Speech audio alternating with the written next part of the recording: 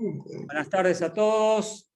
Soy Gustavo Del Pino, el chair del Life Member Affinity Group de IEEE. Esta actividad y esta charla que vamos a tener ahora forma habitualmente algunas de nuestras disertaciones, que las tenemos con una frecuencia mensual prácticamente, y en esta oportunidad Pedro Hedge nos va a hablar de la computación cuántica y su sensible impacto sobre la seguridad informática.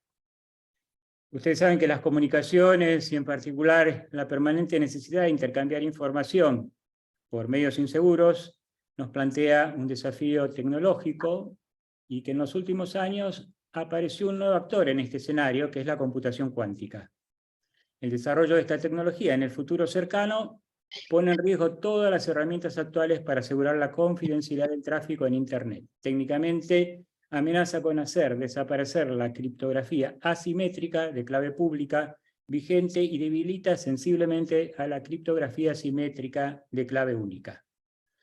Esto no puede ser más inquietante. Esta situación afecta directamente a la seguridad de la web, las estructuras bancarias, criptomonedas, defensa nacional, etc., y condujo al desarrollo de los métodos post-cuánticos. Pedro Hedge, que es docente e investigador UASIT de modelos matemáticos y particularmente en criptografía, licenciado en sistemas, doctorado en la UBA, autor de libros, es titular de la UDEVA, profesor y coordinador de la Maestría de Seguridad Informática, nos va a hablar de estos temas. Pedro, todo tuyo. Bueno, muy bien, bueno.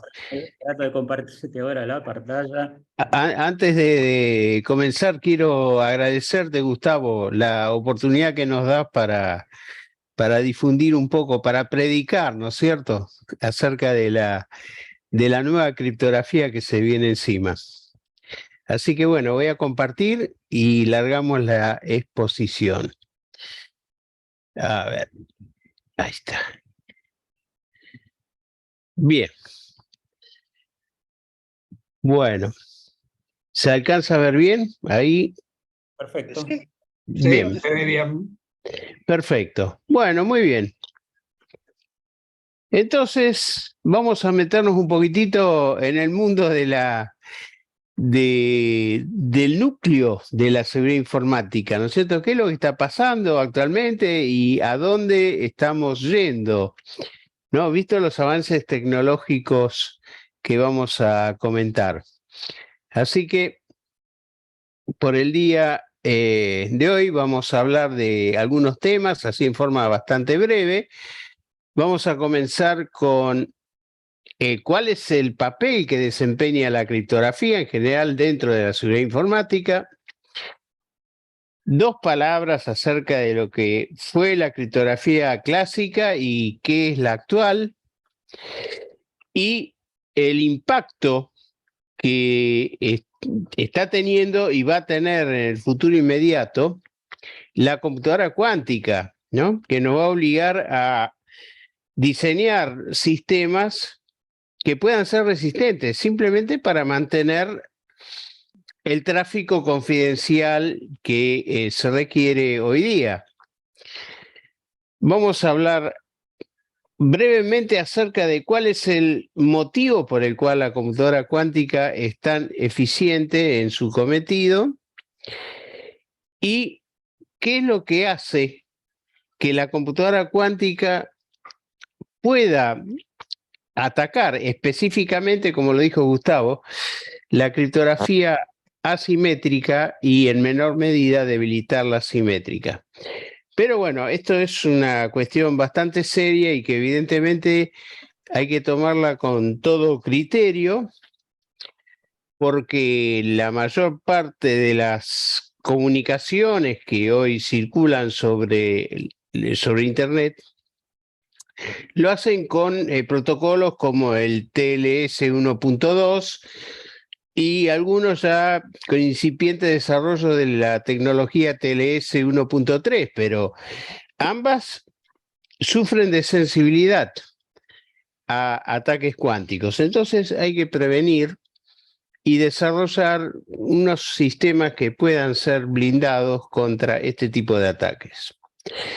Así que así se desarrolla una criptografía de la cual nosotros en Argentina, gracias a los esfuerzos de un grupo que se armó en ARSAT, que está bajo dirección del doctor Skolnik, se encargó el desarrollo de sistemas criptográficos postcuánticos, ¿no? De los cuales también voy a hablar un poquitito y mostrarles qué es lo que se hizo en ARSAT. Y por último, bueno, vamos a dar algunas ideas finales.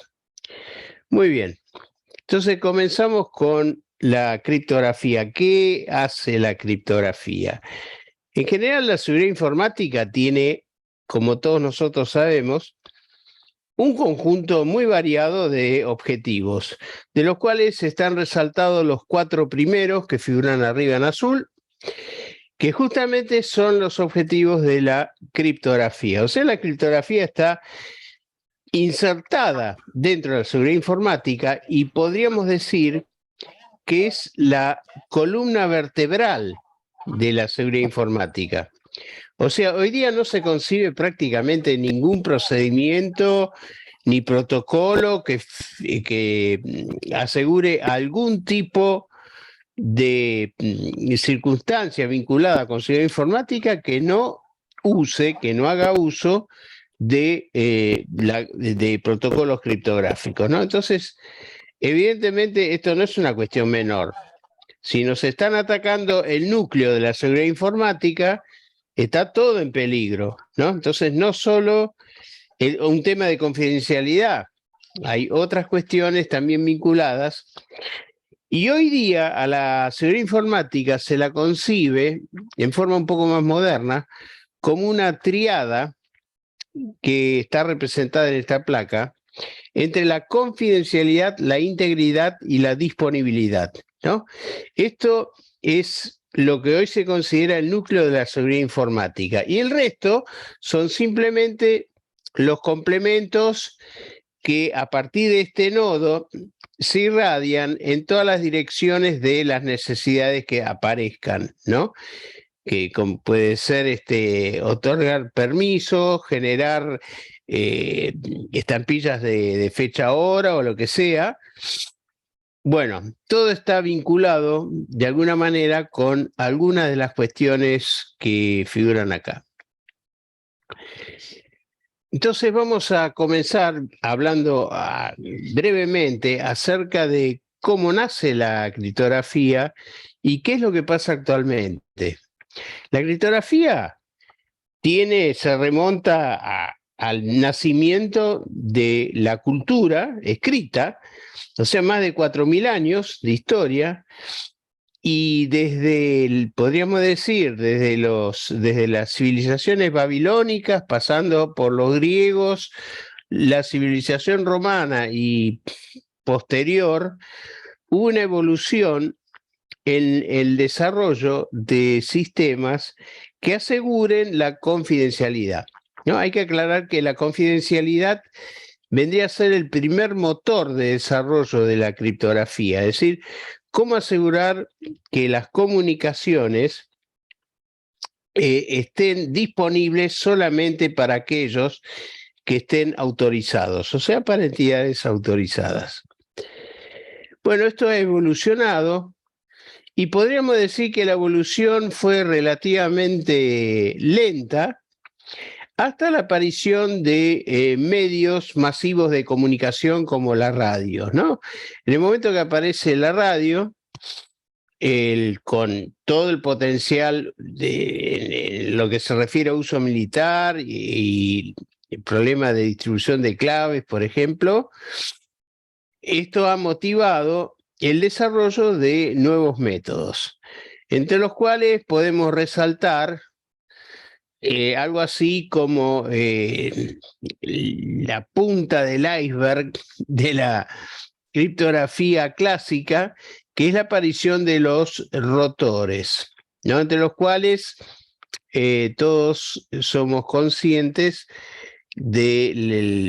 digamos, de los equipos Enigma usados por el Eje en la Segunda Guerra Mundial, y que fuese criptoanalizado por un grupo de polacos inicialmente, que son los que están representados en la estampilla arriba a la derecha, el grupo de Rejewski, y que transfirieron el know-how, o sea, todo su conocimiento acerca de cómo poder atacar a estos cifradores de rotores al equipo de Alan Turing, ¿no?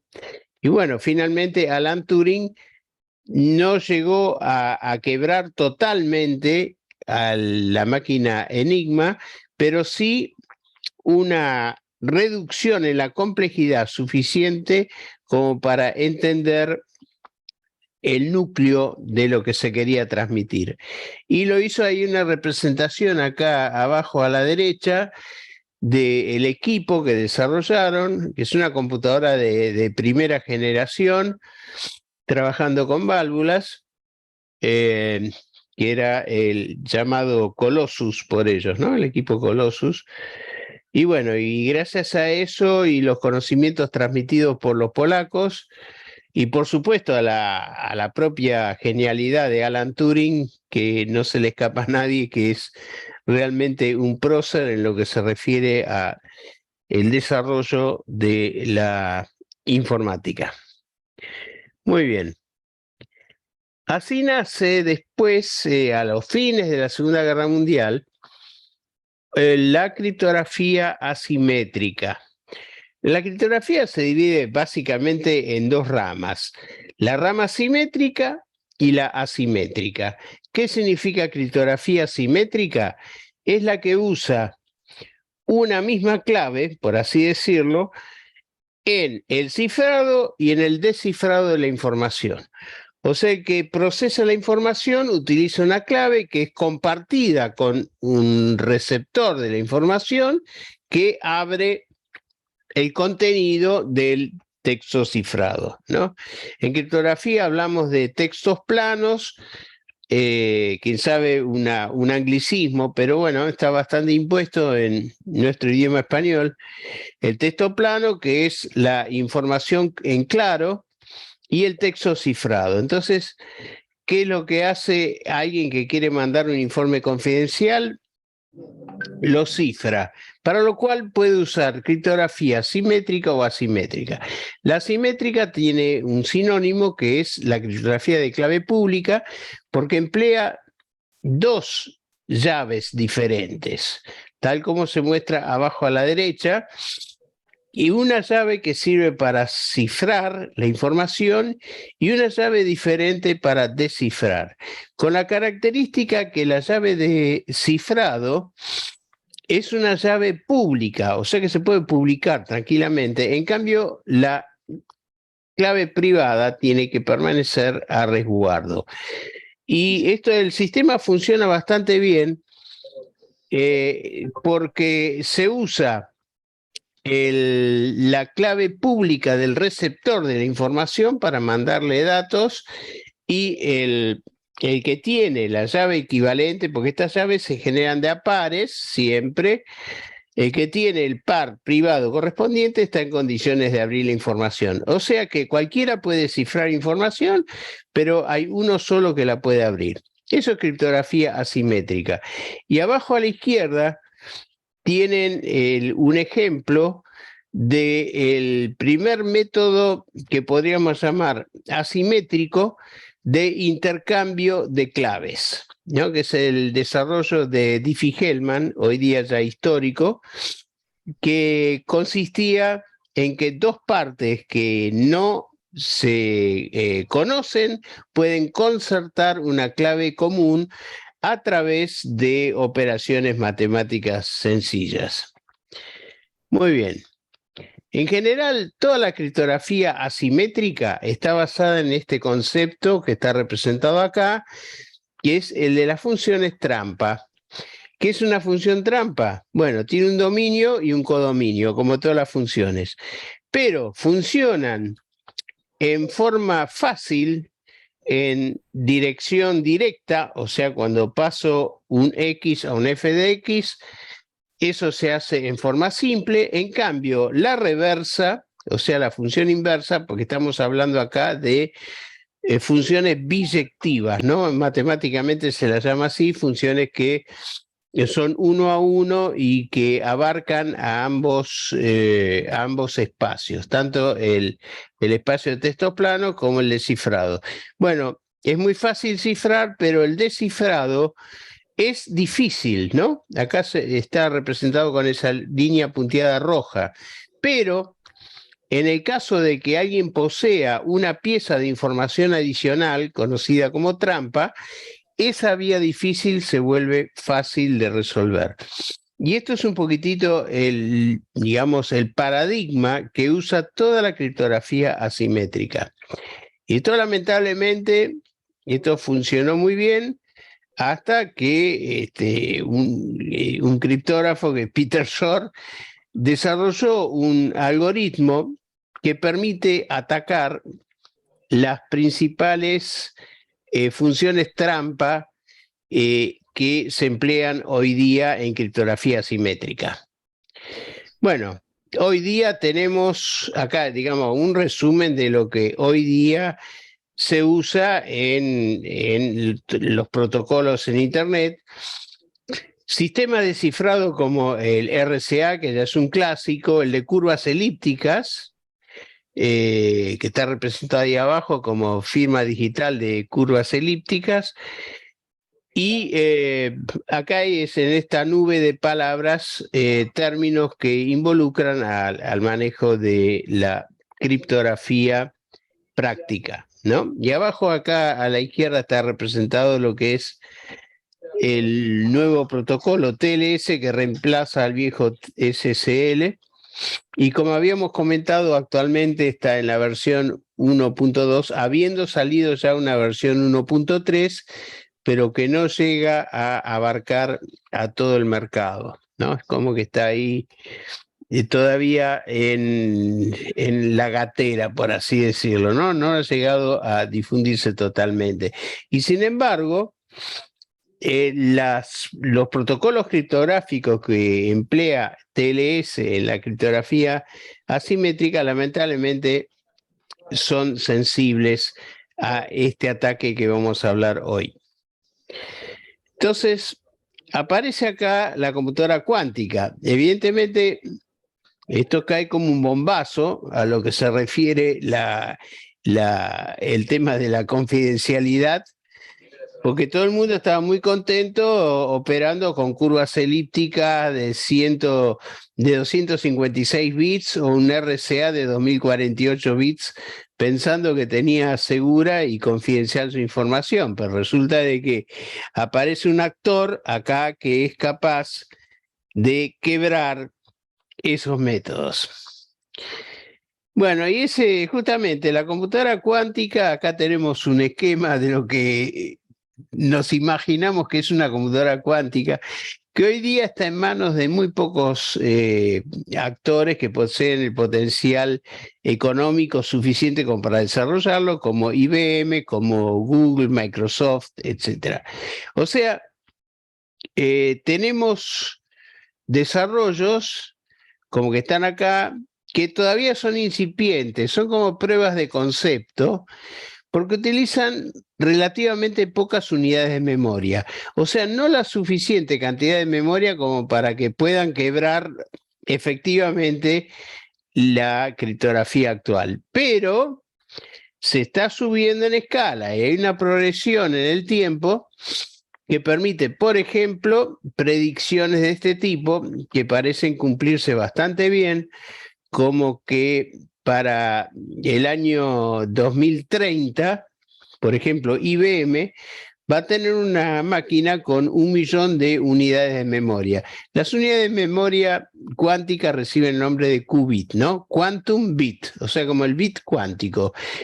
Bueno, ya un equipo de 1 millón de qubits, ya en ese orden de magnitud, ya representa digamos, un potencial peligro a la recuperación de información. Y lo lamentable es que el que disponga de una computadora de este tipo no solo va a frenar la confidencialidad vigente en ese momento, sino que va a poder ingresar en los registros de grabados que haya o información almacenada con, digamos, un backup, por ejemplo, un backup de una empresa que está protegido por algún método asimétrico o en el cual intervenga un método asimétrico, puede quedar expuesto a través de esto. O sea que la acción de la computadora cuántica no es solo en prospectiva, sino también en retrospectiva, ¿no? Y eso hay que tenerlo en cuenta.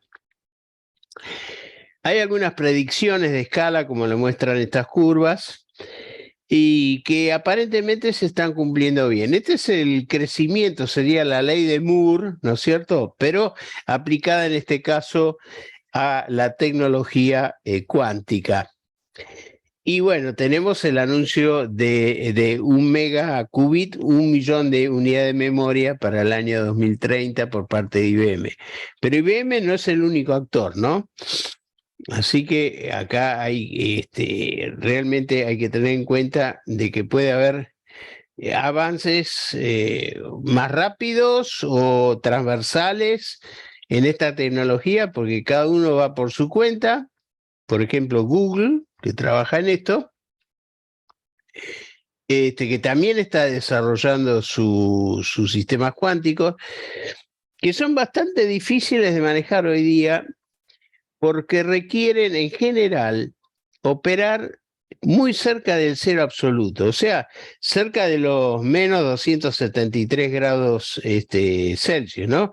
O sea, cuando estamos cerca del 0 Kelvin, ahí hay efectos de superconducción, por un lado, y por el otro lado se reducen las interferencias que puede haber entre el medio ambiente y las propias unidades de memoria, que son extremadamente sensibles. O sea, los qubits son extremadamente sensibles a interferencias del exterior. Eso hace de que la computación cuántica también se vuelva estocástica, o sea que no es una computación determinista como la que tenemos hoy día con la arquitectura de von Neumann en todas las computadoras, sino que esto se transforma en una computación que hace pruebas y las repite una cantidad suficiente de veces como para asegurarse de que no han sido interferidas por errores. Muy bien. La siguiente pregunta que tratamos de aclarar es: ¿cuál es el motivo de que las computadoras cuánticas posean esta potencia? Bueno, el motivo es múltiple, pero el principal de todos es que las unidades de memoria cuántica no almacenan unidades biestables, ¿no es cierto? No es un bit que puede estar en 0 o en 1, sino que maneja estados intermedios y los mantiene en suspenso hasta que llega el momento de la medición. O sea, cuando se hace la medición, se define el estado interno, que acá está representado con un vector adentro de esta esfera, que se llama esfera de Bloch. Cuando el vector apunta hacia el polo norte, nos podemos representar que tenemos un bit clásico 1, cuando apunta al polo sur, un bit clásico 0, y durante la medición se produce una orientación hacia alguno de los dos estados clásicos, o sea, el qubit, el bit cuántico, se transforma en un bit clásico, en un 1 o un 0, y eso es totalmente aleatorio. O sea, si hay algún efecto aleatorio en la naturaleza que sea puro, lo tenemos demostrado en la medición de los estados cuánticos. Bueno, por supuesto que otra característica que tienen estos qubits o unidad de memoria es que cuando uno forma un registro, una memoria formada por varias unidades, estas dejan de ser independientes, cosa que no ocurre en la computación clásica. En la computación clásica nosotros podemos tener unidades que están en, digamos, un conjunto de unos y ceros, de alguna manera grabados en dominios magnéticos, y esos permanecen, digamos, bien definidos. Acá no. Acá todo se maneja en superposición, o sea que hay mezcla de ceros y uno entre todos los estados, hasta que se produce la medición, que finalmente genera lo que se llama la decoherencia. Y eso sigue una distribución de probabilidad, ¿no es cierto? Ahí hay, digamos, todos los qubits de una memoria simultáneamente pasan a estado clásico, y lo que hace la computadora cuántica en realidad es reorientar en forma muy cuidadosa los estados internos de todos los qubits en superposición, de tal manera que aumenten la probabilidad de obtener el resultado que uno está buscando. O sea que el resultado también es estocástico, pero se logra a través de algoritmos que lo único que hacen es generar rotaciones internas en estas esferas de Bloch, de tal manera de que aumenta la probabilidad de culminar con un resultado buscado. Por ejemplo, ¿qué pasa con una computadora cuántica cuando quiere hacer una exponenciación modular? Supongamos que ustedes tienen una serie de unos y ceros y necesitan calcular potencias de este tipo. Bueno, acá hay una reducción modular que es simplemente una operación matemática, que es conservar el resto de las divisiones. Pero imagínense que estamos haciendo potencias. Bueno, si nosotros tenemos 4 qubits, por ejemplo, esos 4 qubits que están en superposición y entrelazados entre sí, mantienen internamente los 16 estados límites que pueden almacenar esos 4 qubits, ¿no? Un qubit almacena 2 estados, 2 qubits 4, 3 8 y 4 contienen 16. Bueno, esta posibilidad de mantener el sistema en superposición paralela hasta el momento de medición hace de que uno pueda hacer cómputos masivamente paralelos, ¿no? Y eso es realmente el motivo principal por el cual la computadora cuántica supera enormemente en capacidad a la computadora clásica. Por ejemplo, para dar una idea, supongamos que uno está operando con un RCA, que es uno de los protocolos asimétricos que han sido estándares de facto en la industria, de 1024 bits, que es un número, digamos, basado en un número de 300 dígitos formado por el producto de 2 primos. Bueno, si uno logra separar a los 2 primos, o sea, si llega a factorizar ese módulo de 300 dígitos, está en condiciones de quebrar esa confidencialidad. Y una computadora clásica lo haría en 30.000 años, en cambio, una computadora cuántica lo puede hacer en un microsegundo, ¿no? Eso para que tengamos una idea de qué es lo que produce ese comportamiento masivamente paralelo de las memorias. Por supuesto que para hacer esto, con un RCA 1024 necesitaríamos como mínimo contar con 1024 qubits, pero en la práctica el número que se requiere es muchísimo mayor por el tema de la sensibilidad y la necesidad de hacer replicaciones múltiples, ¿no? Es como correr muchos ensayos para corregir los errores generados por la interferencia del medio ambiente. Y acá tenemos la consecuencia práctica, ¿no? Acá en la parte superior tenemos la criptografía simétrica, en la cual se incluyen los estándares actuales como el AES, Advanced Encryption Standard, o RIGDAEL, en sus modalidades 128, 192 y 256 bits, que a través de un algoritmo que se llama Grover, reduce la complejidad en forma cuadrática, ¿no? Entonces, lo que originalmente tenía una seguridad de 256 bits, se transforma en 128 bits. Bueno, es suficientemente grande como para que nadie intente hacer un ataque de fuerza bruta contra esto, pero es un problema. Lo mismo pasa con las funciones de hashing, con algunas excepciones metidas en el medio porque ya han sido funciones diseñadas de modo postcuántico. Pero en general, este algoritmo lo que hace es generar búsquedas en bases de datos no indexadas. O sea, cuando uno tiene una base de datos indexada, hace una búsqueda binaria y localiza rápidamente lo que está buscando, pero si no está indexada, si está totalmente mezclada la base de datos, encontrar un dato implica mirar registro por registro a ver si coincide con lo que buscamos. Bueno, ese ataque de fuerza bruta se reduce drásticamente a la raíz cuadrada del espacio a revisar. Sin embargo, esto no es nada comparado con lo que pasa con la criptografía de clave pública, ¿no? Criptografía de clave pública, como los distintos RSA con distintos tamaños de módulos, el algoritmo Diffie-Hellman, el algoritmo de firma digital, que es una especie de ELGAMAL modificado, y las curvas elípticas de 256 bits, que son los estándares que hoy día se usan. Esto se ha demostrado que se quiebran directamente, broken, ¿no? El algoritmo de Shor destruye estos algoritmos y este es el consenso que hay. Obviamente, si la criptografía o la confidencialidad hoy día se basa fundamentalmente en esta criptografía de clave pública, estamos en problemas.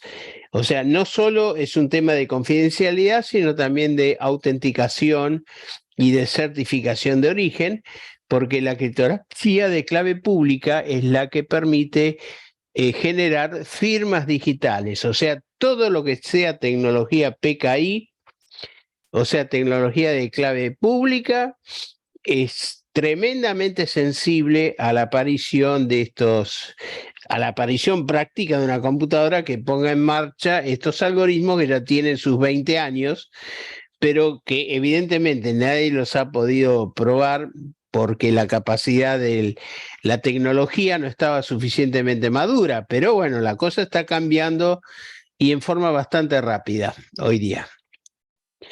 Bueno, por supuesto que también tenemos actores de los cuales nosotros no conocemos cuál es el estado actual y que se nos presentan como oponentes potenciales hacia la seguridad o el mantenimiento de la confidencialidad de, por ejemplo, activos sensibles de ciberseguridad, ¿no es cierto? O sea, todo lo que se refiera, por ejemplo, a regiones de prospección petrolera que han sido, o sea, guardar las coordenadas, por ejemplo, de cuáles son las regiones en las cuales uno podría recuperar eso, es un activo que evidentemente hay que proteger. Y no, digamos, no despreciemos también todo lo que se refiere a la información militar.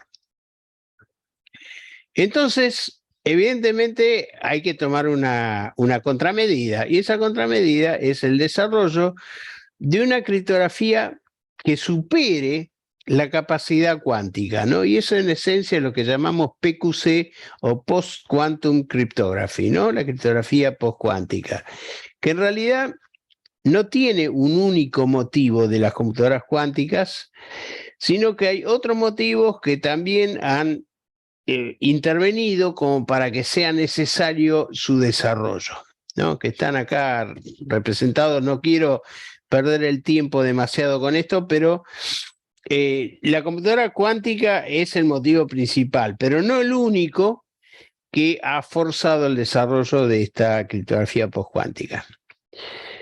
Bueno, por supuesto que el objetivo está claro, ¿no es cierto? Blindarse contra la amenaza cuántica. Y acá tenemos un resumen de algunas de las principales líneas de investigación en el sentido de desarrollar criptografía postcuántica, en las cuales no me quiero meter en el detalle porque, digamos, no daría para una charla, sino que habría que meterse un poquito más en profundidad y con un poco más de formalidad para entender cada una de estas líneas de investigación. Ahora, lo curioso es que todas estas líneas de investigación que actualmente están bajo revisión en una especie de concurso que lleva adelante la Organización de Estándares de Estados Unidos, la NIST, National Institute of Standard of Technology, digamos, que ha hecho una compulsa, por así decirlo, pública y abierta para la presentación de algoritmos. Y han todos caído en, digamos, todas las presentaciones han cubierto algunos de estos aspectos que están mencionados en estas dos placas. Bueno, si nosotros pensamos ahora desde el punto de vista de la ciberseguridad nacional, evidentemente no nos sirve recurrir a recursos físicos y lógicos del extranjero. Es más, hay muchos ejemplos de que lo que viene con puertas traseras y eso lógicamente vulnera la seguridad. Hay que tener cuidado. O sea que realmente el mejor consejo que se le pueden dar a los países que se quieran proteger es generar sus propios sistemas de comunicaciones seguras. Entonces, una de las líneas que no ha sido explotada a través de esta compulsa NIST es la criptografía basada en álgebra no conmutativa, que es justamente el núcleo de lo que se ha enfrentado bajo conducción del doctor Skolnick en ARSAT. Estos están basados sobre estructuras algebraicas no conmutativas, esencialmente, que no tienen a la vista, digamos, una forma de ser atacados, especialmente los cuánticos, por supuesto sin descuidar ataques clásicos, ¿no es cierto? Ataques que no estén basados en computadoras cuánticas, o sea, las dos cosas hay que tener en cuenta, pero esencialmente esto lo que hace es bloquear el uso de estos sistemas de ataque cuánticos que hemos mencionado, básicamente el algoritmo de Shor y el algoritmo de Grover. Bueno, esto tiene algunas características algebraicas que se mencionan acá y eventualmente se pueden desarrollar sistemas que no requieran una precisión extendida. Porque imagínense que los sistemas como RCA o curvas elípticas trabajan con primos, con números primos, números enteros primos de tamaño considerable. Entonces las operaciones de multiplicación y de división y reducción modular requieren bibliotecas especiales de precisión extendida. En cambio, los métodos algebraicos tienen esa ventaja que permiten operar realmente con aritmética de 32 bits o 16 bits o cualquier otro entorno de bajo porte computacional. Entonces, como les mencioné, la Argentina no se quedó afuera de esto y de alguna manera ARSAT es la que tomó la bandera en este sentido y se comenzó el desarrollo de un sistema postcuántico para las comunicaciones seguras, ¿no? Y esto destinado inicialmente para los sectores de defensa y los sectores diplomáticos, etcétera, o sea, todo lo que sea Cancillería y Fuerzas Armadas. Y eventualmente esto, evidentemente, le va a interesar también al sector bancario, o sea, la fintech, ¿no es cierto? La fintech también se van a ver interesadas en el desarrollo de esto para evitar su vulnerabilidad. Entonces, como el método cuántico barre con el RCA, Gamal, curvas elípticas, etcétera, bueno, evidentemente acá los estándares actuales vigentes para el tráfico en Internet están seriamente comprometidos. Muy bien, entonces en ARSAT hemos desarrollado una tecnología postcuántica con sistemas tanto asimétricos como simétricos, las dos cosas. La ventaja de los métodos simétricos es su velocidad, fundamentalmente. Son métodos rápidos y a veces las comunicaciones tienen que ser prácticamente inmediatas. Entonces, de alguna manera, hay que combinar lo asimétrico, por ejemplo, para generar certificados digitales, que eso requiere criptografía asimétrica, pero a su vez aprovechar la criptografía asimétrica para lograr que esto sea no solo, digamos, eficaz, sino también que sea rápido, suficientemente rápido. Muy bien, entonces, entre otras cosas, bueno, acá hay unas descripciones a lo que nos hemos adaptado, fundamentalmente al desarrollo de redes de cero confianza, que es más o menos vamos a decir, es un paradigma que actualmente está en desarrollo y lo que obliga es de que uno no tenga cero confianza en cualquier tipo de comunicación. O sea que los equipos, los usuarios, los mensajes, todo tiene que estar asegurado con criptografía asimétrica. Pero el núcleo del tráfico es criptografía asimétrica, ¿no? Por el motivo de velocidad. O sea que esto se engloba perfectamente en este estándar que publicó la NIST de la red cero confianza. Muy bien. Acá hay una pequeña descripción del sistema que es un poco redundante, quién sabe con lo que dijimos antes, así que lo puedo pasar de lado. Lo importante es que este sistema que hemos desarrollado, que se conoce, que lo llamamos CryptoCom, bueno, ahí generamos comunidades. Las comunidades se identifican cada uno con un certificado digital, hay una autoridad certificante, y autoridad de registro eventualmente, que son las que otorgan estos certificados digitales, todo a través de protocolos postcuánticos, ¿se entiende? O sea, acá no recurrimos a ningún método, ni los tradicionales, ni los que están en consideración bajo la NIST en este momento, porque el desarrollo intenta ser netamente nacional, 100% nacional.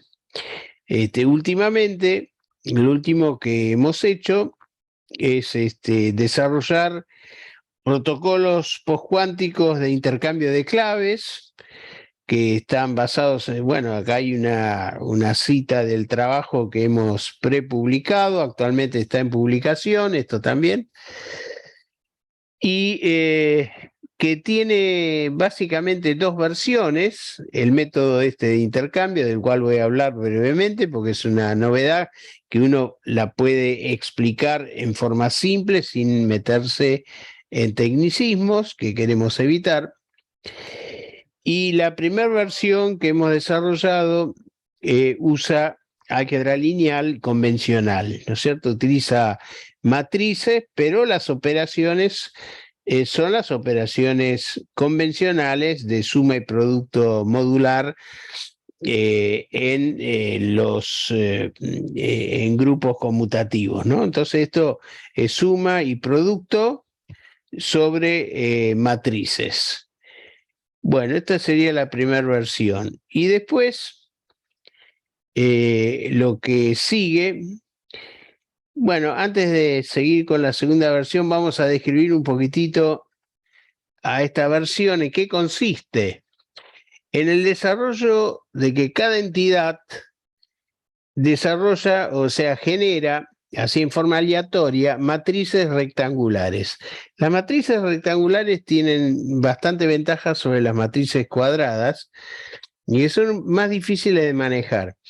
Incluso el producto de las matrices que acá denominamos A1 y B1, el producto de A1 por B1 genera esta matriz que acá llamamos matriz U sub K, una matriz cuadrada, y que tiene la característica de esto per se, este producto es una función de una vía.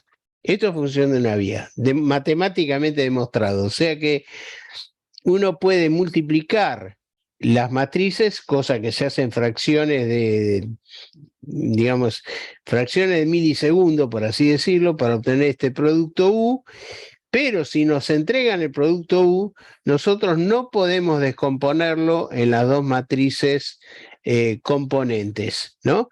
Siempre considerando que estas estructuras internamente son números aleatorios.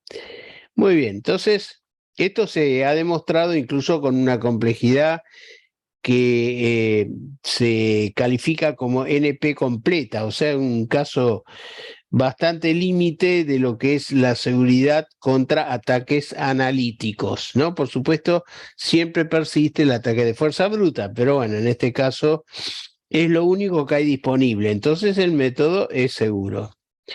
Bueno, por supuesto que hay una unidad que es, digamos, Alice, y otra unidad que es Bob, que son los que seguramente van a intercambiar información y que generan estas matrices producto, que después se intercambian, ¿no? Hay un único intercambio ahí entre las matrices que van de ida y vuelta, y en base a lo que se recibe a través de operaciones matemáticas convencionales con las matrices, uno puede convenir una clave, que todo termina con una función de hashing con claves de 512 bits, ¿no? Bueno, entonces, esta es la primera alternativa que hemos encontrado y últimamente hemos desarrollado una versión diferente que utiliza operaciones de campo finito, o sea, campo de Galois.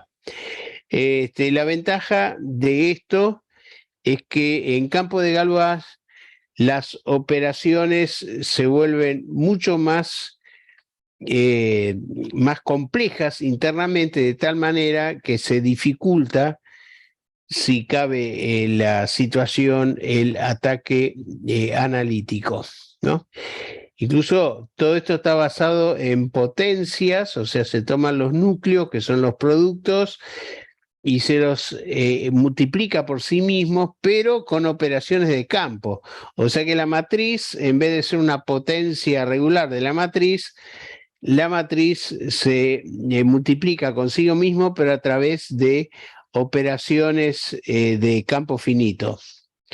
Bueno, esto le da considerable garantía a lo que estamos trabajando.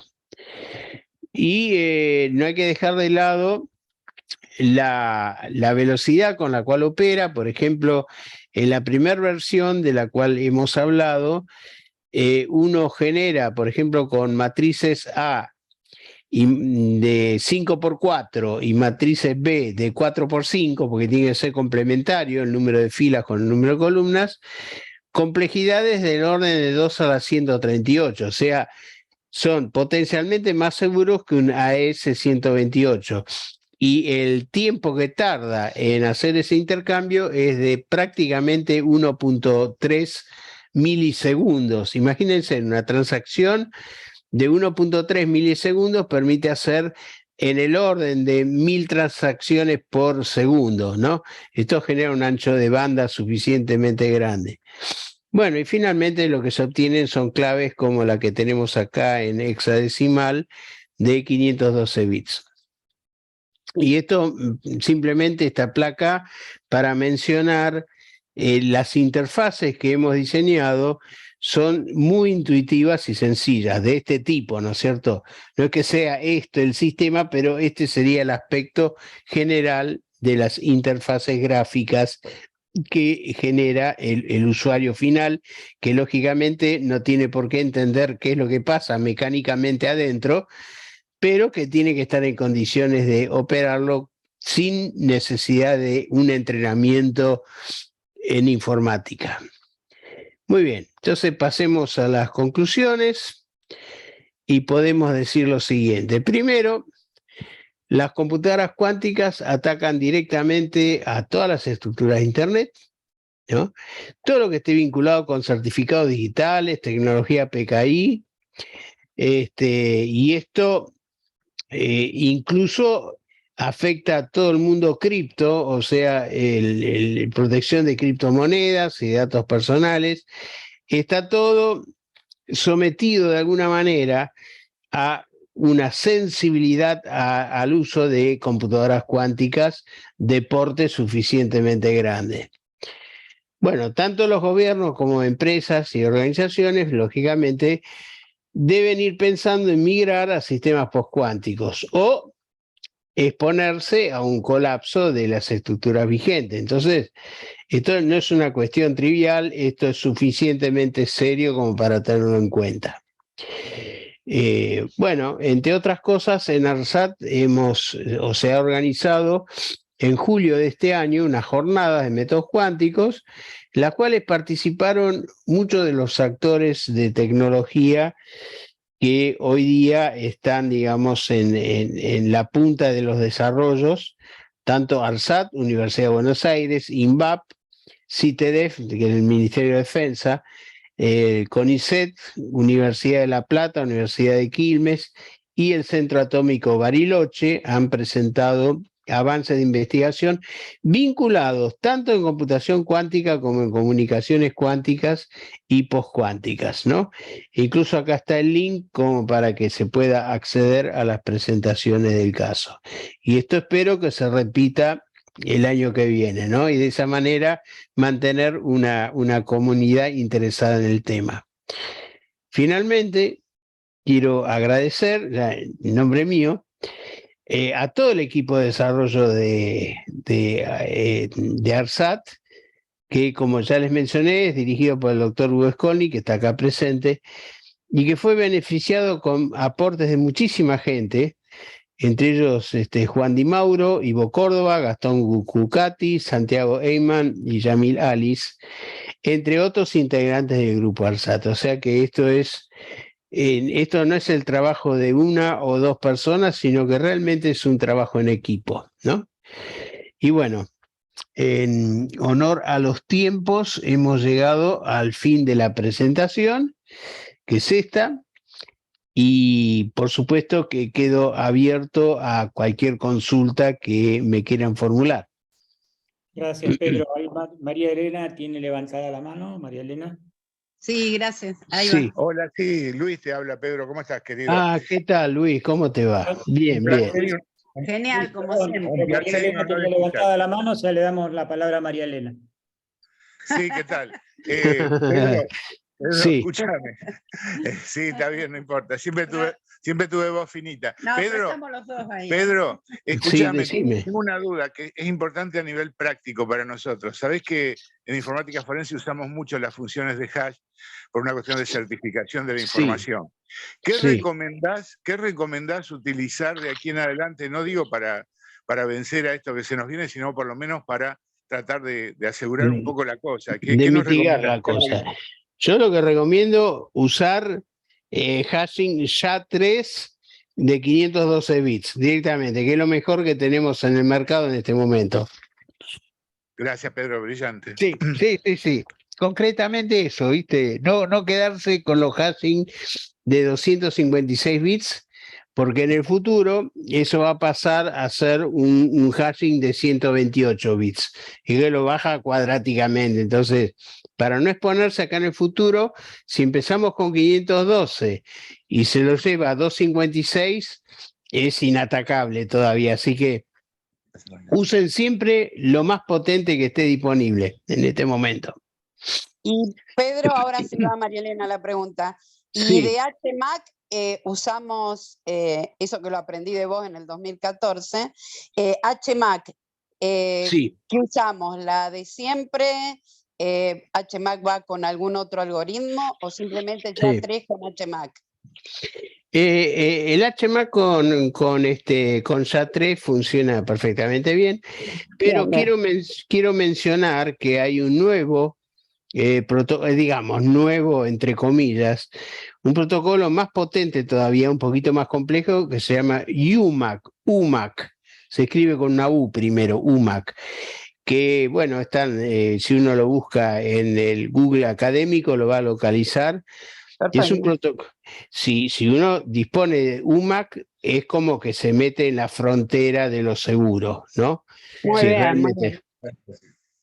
Gracias, Sí, Pedro. Como no, siempre, excelente. Felicitaciones por el trabajo que hacen. gracias, gracias. Y realmente trabajo en equipo, ¿eh? No lo Sí, tomo sí, como algo felicitaciones. personal. No, pero además fantástico porque es nacional y están Sí, pensando en el tema de la ciberseguridad que va sí, asociado a la ciberdefensa y en sí, elementos que la población normal que tiene que estar preocupada con el tema de infraestructuras críticas, sí, aparte del listado que aparece en la normativa, hay infraestructuras críticas que son críticas según el evento o el momento que le toca. Así que realmente creo que esto es aplicable, hay que difundirlo y sobre todo concientizar de la importancia, porque estamos sumamente en una condición de vulnerabilidad tremenda, ¿no? sí, coincido totalmente con eso. Lamentablemente tenemos ejemplos en el pasado, como en el caso de la Guerra de las Malvinas, donde estuvimos, creo que se enteraban los ingleses antes de nuestros planes y movimientos de barco, lo que sea, o ruta de aviones antes de los nuestros, ¿no? O sea que ha sido realmente un colador la confidencialidad de las comunicaciones en defensa. Eso lamentablemente es así, pero bueno, están las medidas como para que esto no ocurra en el futuro. Y el desarrollar también el hardware nuestro también propio, Sí, para sí, evitar, sí, sí, sí, para evitar sí, los problemas del hardware, sí. Esto, digamos, de esto es, Intel y todo lo demás. sí, esto puede ser un poquito más complejo. Porque, por ejemplo, en la tecnología optoelectrónica, la ingeniería que está ahí atrás de la optoelectrónica requiere componentes como qué sé yo, los cañones monofotónicos y otro tipo de componentes que se utilizan en la transmisión de Sí, fotones entramados y cosas por el estilo, que creo que no se pueden fabricar todavía acá en el país porque hay muy pocos proveedores en el mundo que lo están haciendo. Pero claro. bueno, uno importa eso. Lo que no se debe importar es el sistema criptográfico de software, queda claro, y mucho menos recurrir a empresas como la AG en Suiza que nos vendían Claro, los equipos Hagelin que venían con claro. puertas traseras, ¿no? Sí, que Que- evidentemente le estábamos regalando la información sin Totalmente, que nos la totalmente. pidieran. Así Gracias, que Pedro, no, felicitaciones. por favor, hay que tener mucho cuidado con eso. José Luis, vos tenías levantada la mano, no sé si te arrepentiste. Tenés el micrófono apagado. Ahí está. Desmutear. Pedro, una pregunta quería hacerte respecto Sí, de las dos últimas metodologías que estoy presentando del tema de las matrices, ¿no? De las sí. matrices rectangulares y la matriz cuadrada. ¿Cómo es la generación de números pseudo aleatorios en cada una de las matrices? Bueno, acá justo tenemos un experto acá presente que es Hugo Colling, que por ahí nos puede colaborar en el tema. No sé si Hugo está muteado en este momento. Bueno, también acá veo que está el ingeniero Beltrán. Muy bien, buenas tardes también, Juan Manuel. Bienvenido. Que están trabajando justamente en el desarrollo de sistemas cuánticos para la generación de pseudoaleatorios. Bueno, hay métodos especiales que se han publicado. Incluso si consultan nuestro último trabajito de la IACR CRIP, ahí van a ver referencias al método de generación de pseudoaleatorios que ha desarrollado Skolnick, ¿no? Junto con dos colaboradores. No sé, Hugo, si querés hacer un comentario al respecto. Sí, bueno, lo que desarrollamos es un método que está publicado en el Journal of Cryptographic Engineering. Bueno, la cuestión es muy compleja, no se puede describir en un minuto. De hecho, tuvimos una cosa casi bastante divertida, porque el editor en jefe de la revista de ingeniería criptográfica, que es de Springer, es el autor de un libro excelente para la generación de pseudoaleatorios mediante variables físicas, ¿no? Como ustedes saben, se usa desde el ruido del tráfico hasta la precipitación de los rayos cósmicos. Entonces, bueno, nosotros aparecimos con un método que era todo por software, y lo cual evidentemente entraba en colisión con todo lo que hace este profesor que está en la Universidad de California. Pero después de 2 años se convencieron de que funcionaba, así que lo publicaron.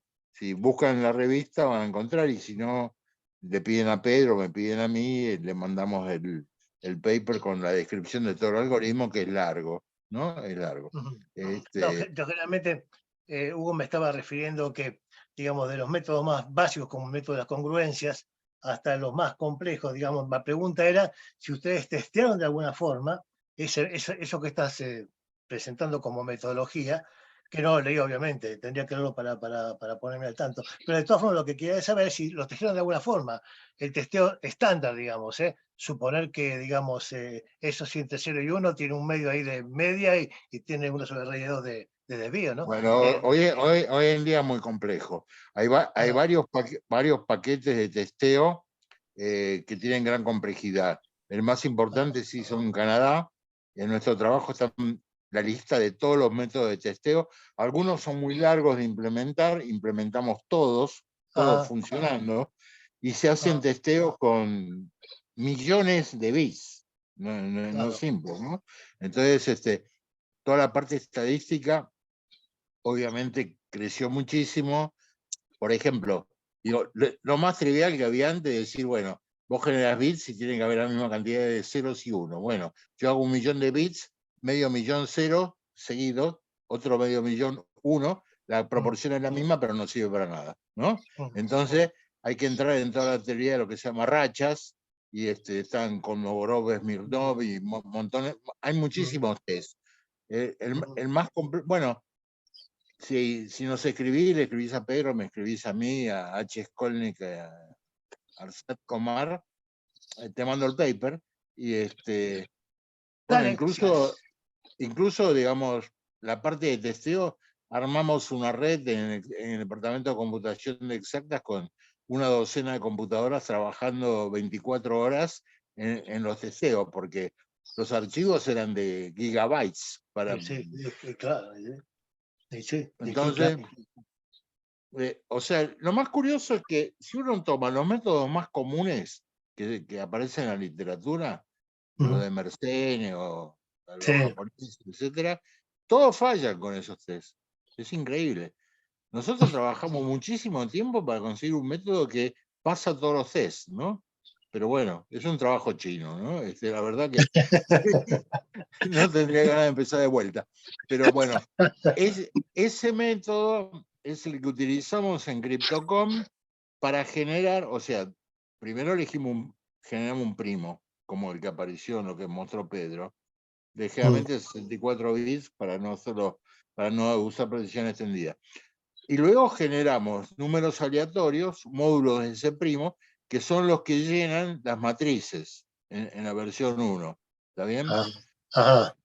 De todas maneras, está demostrado que aunque el atacante intercepte las matrices, el tratar de el producto de las matrices, que es lo que se transmite, ¿no?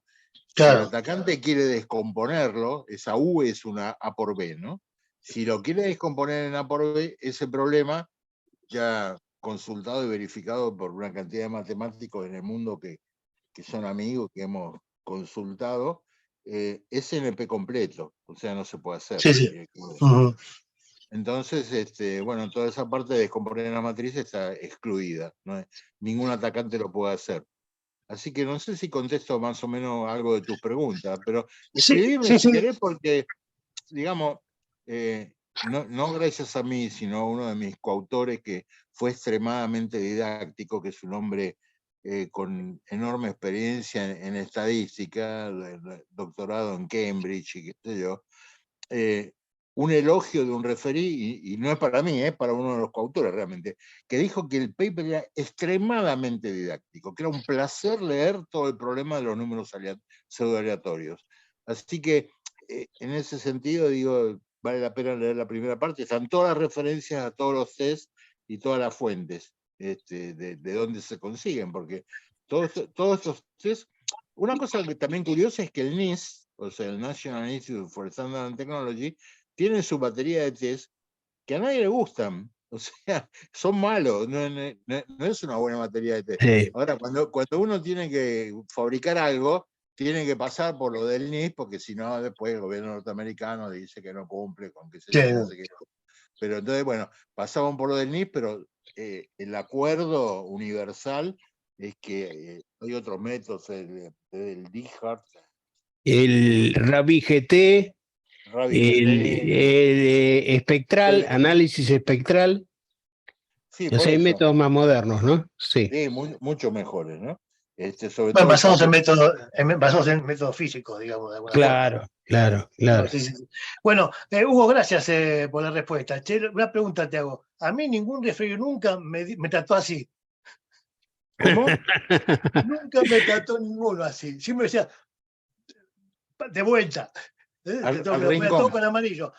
Pues yo mandaba de vuelta y a los 3 meses otra vez de vuelta. Y a los 3 meses otra vez de vuelta. Hasta cuando llego al final decía, bueno, los felicito porque tomo en cuenta mis anotaciones. Que lo único que les interesa es robustecer el ego. Bueno, muchas gracias. Bien. Bueno. Pedro, no sé si en el chat hay una pregunta. A ver, voy a mirar acá el chat. Chat. Ahí veo 3 comentarios. Buenas tardes. Bueno, quería saber si están planeando poder desarrollar un sistema de mail semejante al Proton Mail. Bueno, el Proton Mail tiene ciertos problemas. Nosotros no voy a entrar acá en detalle, ¿no? Pero básicamente las claves privadas son privadas, ¿no? Entonces, bueno, que ProtonMail me indique cómo hace en sus propios servidores almacenar claves privadas, ¿no? Por ejemplo. Sí, muy fácil hacer un tráfico así, pero ¿quién le está leyendo los correos?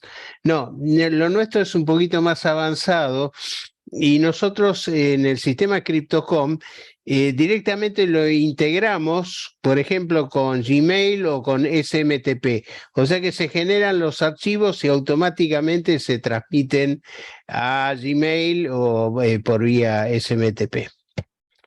Por ahora está funcionando el Gmail ahí. Así que, bueno, esa sería la idea.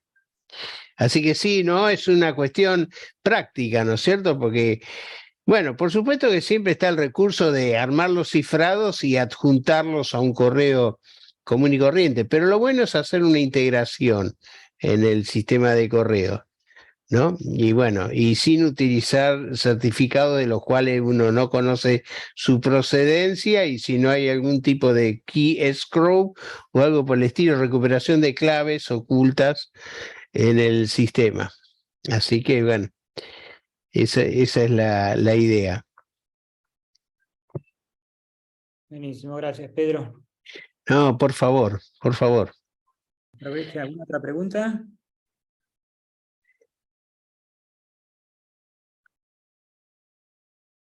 Bueno, si no es así, bueno, te agradecemos muchísimo la presentación, tu tiempo. Sí, estaba todo cronometrado, ¿eh? Sí, no, Seguro. bueno, y como te dije antes, bueno, la vamos este video a subir a la página, que es la del ieee.org.ar/LMAC, y también la presentación, ambas cosas. Perfecto, perfecto. Agradezco también a todos los que participaron, a todos los que vinieron acá a escucharte. Y sé que hay gente que no podía venir hoy, o sea que va a valorar mucho. Es más, me mandó un mail para decir, por favor, con la grabación, súbanla al video. Sí. Gracias también por permitirnos eso, Pedro. Bueno, por favor, por favor. Pues la verdad que es un gusto y muchas gracias por haberme invitado, ¿no? Ya. Así que quedamos ahí disponibles para una futura charla, tal vez.